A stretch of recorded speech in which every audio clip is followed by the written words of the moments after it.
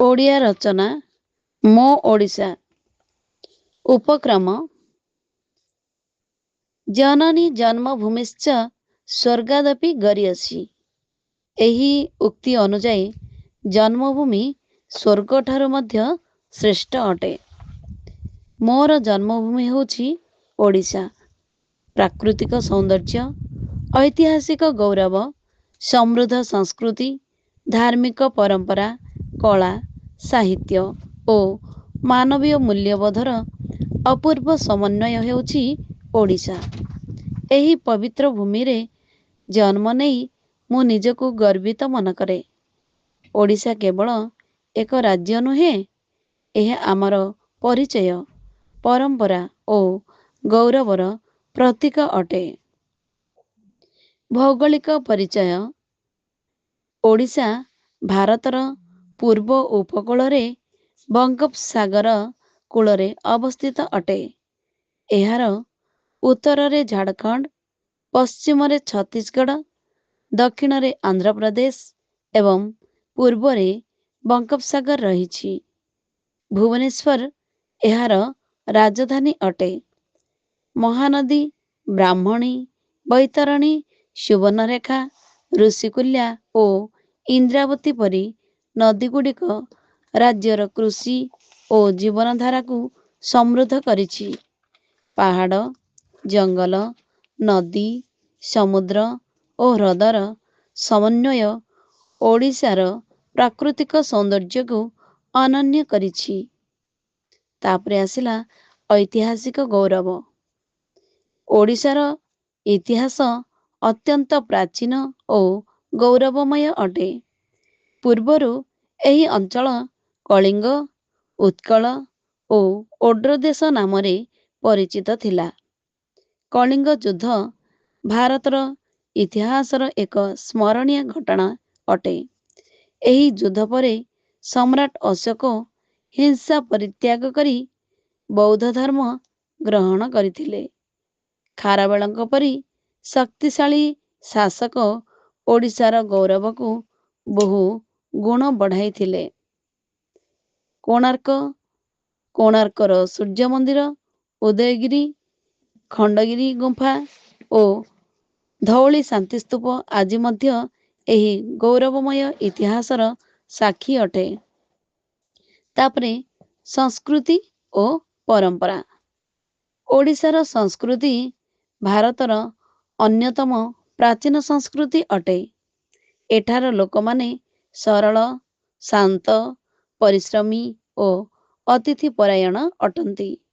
ଓଡ଼ିଆ ଭାଷା ଆମର ମାତୃଭାଷା ଏବଂ ଏହା ଶାସ୍ତ୍ରୀୟ ଭାଷାର ମାନ୍ୟତା ପାଇଛି।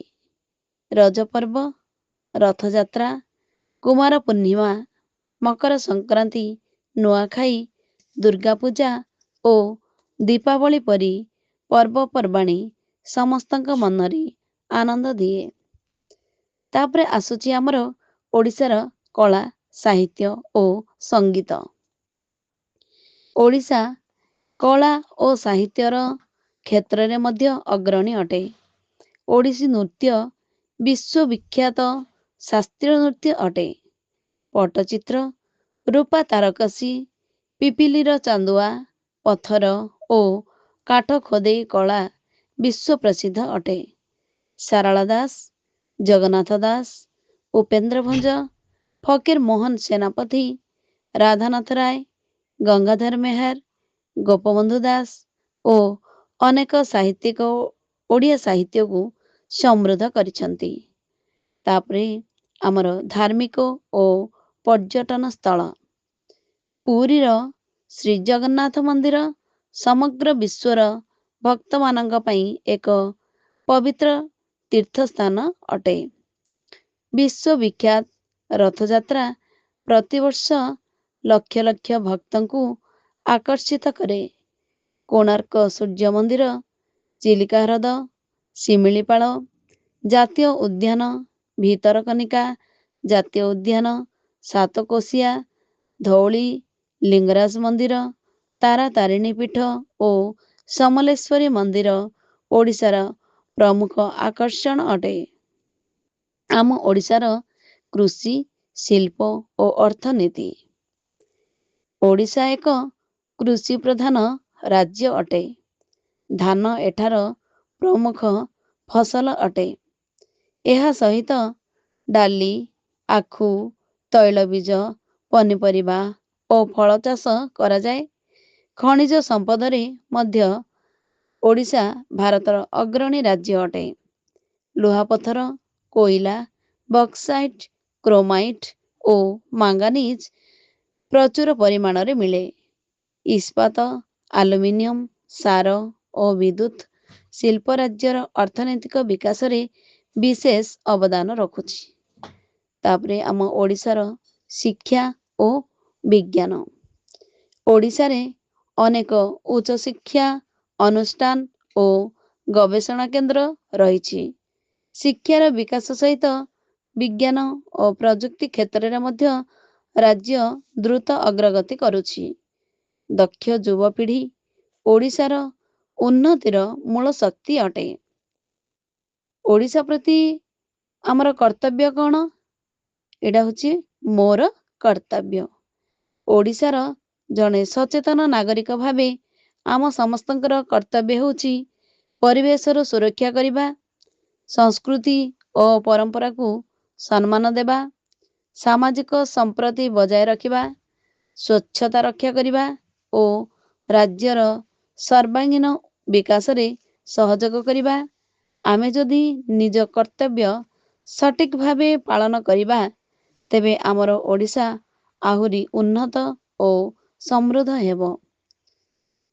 ତାପରେ ଆସିଲା ଆମର ଉପସଂହାର। ଓଡ଼ିଶା ହେଉଛି ମୋର ଗର୍ବ, ମୋର ପରିଚୟ ଓ ମୋର ପ୍ରେରଣା ଅଟେ। ପ୍ରକୃତିର ସୌନ୍ଦର୍ଯ୍ୟ, ଐତିହ୍ୟର ଗୌରବ, ସଂସ୍କୃତିର ସମୃଦ୍ଧି ଓ ଲୋକମାନଙ୍କର ସରଳତା ଏହାକୁ ଅନନ୍ୟ କରିଛି।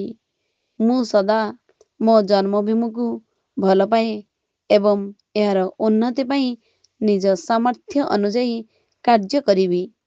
ଆମ ସମସ୍ତଙ୍କର ପ୍ରୟାସରେ ମୁଁ ଓଡ଼ିଶା ଶିକ୍ଷା, ସଂସ୍କୃତି, ବିଜ୍ଞାନ, ଶିଳ୍ପ ଓ ଅର୍ଥନୀତିରେ ଆହୁରି ଉନ୍ନତି କରିବି। ସମଗ୍ର ବିଶ୍ୱରେ ନିଜର ଗୌରବକୁ ଅକ୍ଷୁଣ୍ଣ ରଖିବା। ଧନ୍ୟବାଦ।